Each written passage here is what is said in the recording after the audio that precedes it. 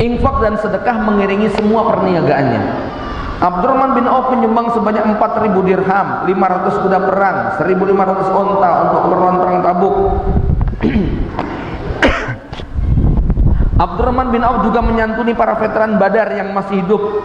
Santunannya dahsyat Pak, 400 dinar. Ya, 1,6 M per tahun. Ya, per orang. Dan jumlahnya tidak kurang dari 100 orang. Ya, Abdurrahman bin Auf menjual tanah dengan harga 40.000 dinar, 160 miliar untuk uang sekarang, dibagikan kepada Bani Zahroh, istri-istri Nabi, anak yatim dan fakir miskin. Abdurrahman bin Auf menyumbangkan 700 ekor unta yang penuh dengan barang dan dagangan, sampai dikatakan apa? Hartanya Abdurrahman adalah hartanya umat Islam.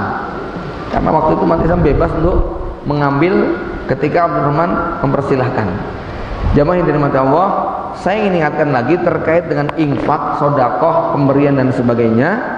Ya, ini adalah pupuk sekaligus benteng. Ya, sedekah ini akan menyuburkan, dan kita sudah tahu tadi ayatnya, fa amma man a'ta wattaqa wa saddaqa bil husna fasanuyassiruhu lil yusra. Ingat ya, fasanuyassiruhu lil yusra, yang namanya diberi kemudahan bukan berarti hidupnya nggak pernah sulit. Dia mengalami kesulitan, tetapi sama Allah dikasih jalan keluar. Ini loh bedanya ya. Ada kesulitannya, tapi sama Allah dikasih jalan keluar. Bukan berarti hidupnya nggak pernah susah. Susah, tapi ada solusinya. Ini ya.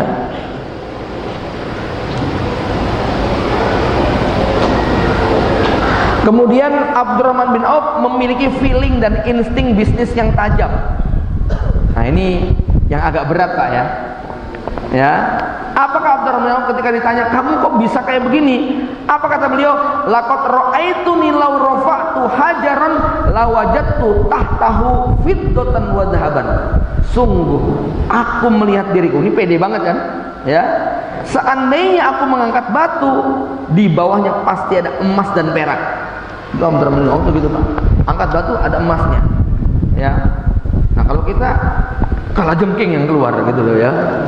Mau nyoba ini gagal, nyoba itu gagal. Abdurrahman itu apa aja jadi. Nah ini perlu kecerdasan, perlu latihan, gitu ya. Yo kalau kena wajar, namanya bisnis jatuh bangun itu wajar. Cuman ini yang dimiliki Abdurrahman bin Auf nih. Laqad ra'aituni law rafa'tu hajaran lawajadtu tahtahu fiddatan.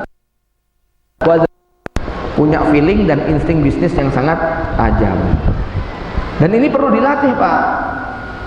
Ya, akhwat lewat.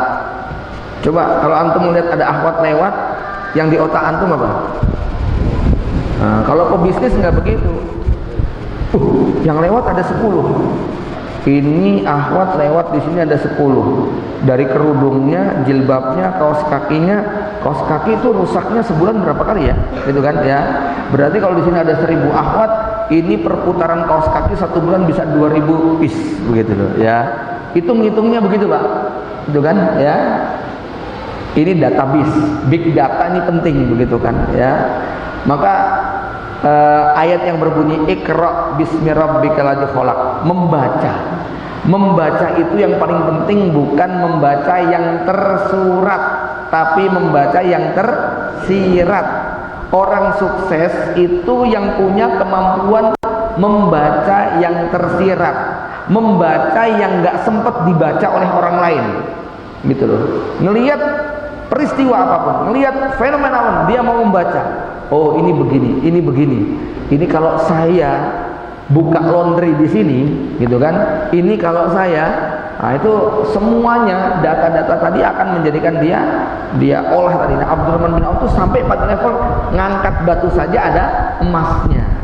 Ya, ngangkat batu ada peraknya. Apa saja yang dilihat jadi uang. Kalau Abdurrahman bin Auf itu begitu. Ya, jemaah yang dirahmati Allah. Nah ini tentu nggak semuanya orang dikasih. Cuman ini salah satu daripada kehebatan Abdurrahman bin Auf. Dan ini bisa dilatih. Ya, bisa dilatih, bisa diajari, gitu ya. Bisa kita uji cobakan. Ya. Jadi ini ya butuh ilmu sendiri ini.